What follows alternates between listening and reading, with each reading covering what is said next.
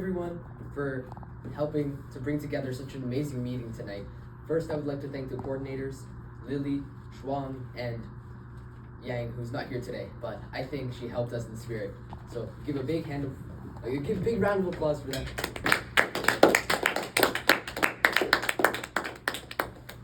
Okay, now I'd also like to thank the prepared speakers, Rihanna and Alice, who talked about competitive swimming and the Titanic respectively. I think it takes a lot of courage and balls to come up here and speak, especially preparing an entire speech during a week where many of you, I understand, are very busy. Thank you for that. Another round of applause for them. Okay, so now as the general evaluator, I will talk about how the meeting went overall, some things that we can improve for the next meeting, organization-wise, and I will kind of give some evaluation points for the people who are not given evaluations too.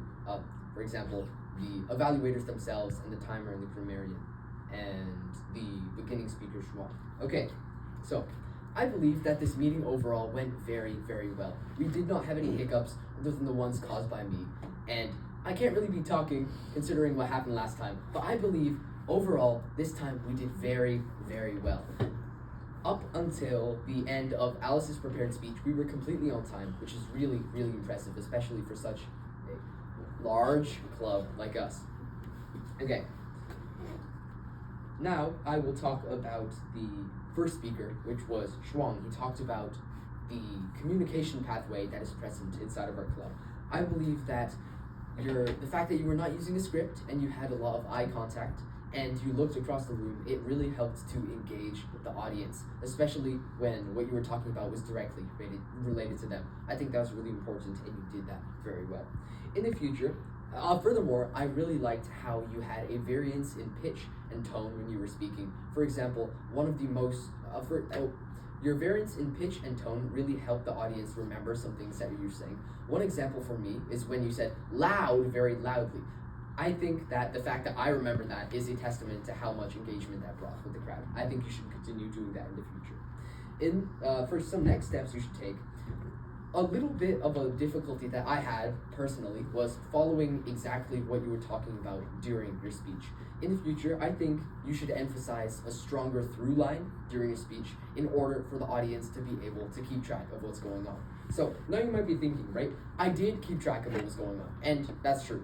You did have a firm grasp of what was going on, but the problem is you did not communicate that with the audience. In the future, to solve that, what you can do is do this thing called signposting.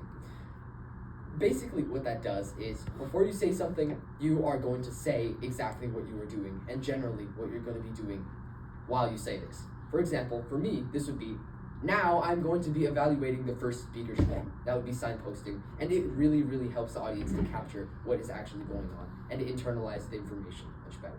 Okay, now I will move on to the table topic master Kyle. I think you really brought an air of informality in the best way possible. I believe that you put the entire room at ease with the mannerisms that you used when speaking and your body language, which told the table topic speakers that there was absolutely nothing to be worried about, and encouraged more people to come up and work out their public speaking muscle. I believe that the topics you chose were exceptional as well. Many of your topics included a significant amount of depth, especially to a certain amount of depth that I wouldn't even expect coming out of a Gavel club. For example, the death penalty one, really, really new topic, and I really like the way that you brought it up to a club of beginner speakers to allow them to start thinking about civic issues, such as the death penalty. So, in the future, I believe that you are too good at coming up with topics. Why do I think this? For example, I'm going to give an example of where you are too good of thinking up of what a topic should be, and you over-explain what the topic is to the speaker. The example that I got was from Alice's speech, where you said, do you agree with the fact that pets are good because they can improve mental health and social relations? I don't think that's exactly what you said, but generally what you did is you gave your opinion And what that did is it boxed in the speaker to only go in the other direction if they want to have a speech with significant substance and speak for longer than 30 seconds. Or the speaker would have to go along with what you said. You already gave your reasons, your opinions, and your mechanisms, which would result in a speech that is unoriginal and may not take as much time. But I believe that, this also happened with your speech talking about toxicity. You talked about, do you think toxicity is good or not? Considering the fact that toxicity gives healthy competition to games. So what basically that does is it sets up the speaker to already either run in the opposite direction or risk having an unoriginal speech. In the future, you should keep doing these topics. These topics are absolutely phenomenal. I believe that you would find many of these in the actual professional public speaking class. Not to say that obviously this isn't professional, but your topics are absolutely phenomenal. You should keep on going with those. Okay, now I will talk about the evaluators. The first evaluator, Ryan, you did very, very well. I think that the way where you quoted specific portions of Rihanna's speech allowed Rihanna to internalize the material very, very well. Furthermore, I really appreciated how you periodically looked up from your paper and scanned around to the audience and made sure that everyone was looking at you. Okay, in the future, I believe that you can use a few less filler words, such as or Furthermore, you kind of have a tell when you're nervous, where you're standing up here. Sometimes when you're nervous, I can see your legs shaking. It's pretty clear to see when you're standing right back there. But when you get nervous, I think your right legs starts shaking.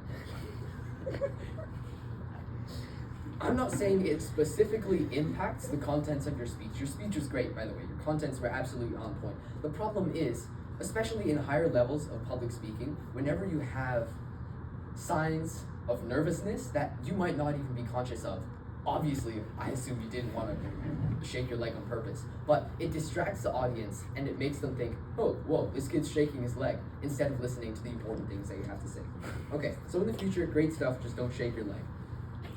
Okay, for the evaluator after that, the second evaluator, Mark, I could clearly tell that you had significant familiarity with the material that was presented, which is really impressive considering it was presented just 20 minutes before you gave your evaluation. That's really, really impressive.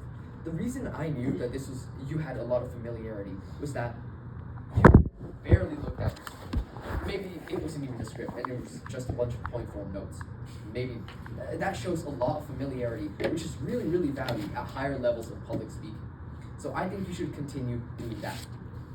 Furthermore, I really liked how you acted out what you wanted the speaker to do, so they would have a clearer picture of how they could improve in the future. Yeah, that's basically all I have to say about the second evaluator. I didn't have enough time to think about what you could improve, but I'll let you know in the future. So, overall, I believe this meeting went exceptionally well. Our time management went very well, even though one of our core members had to leave halfway through. So I would like to commend all of you for an amazing Gavel Club meeting.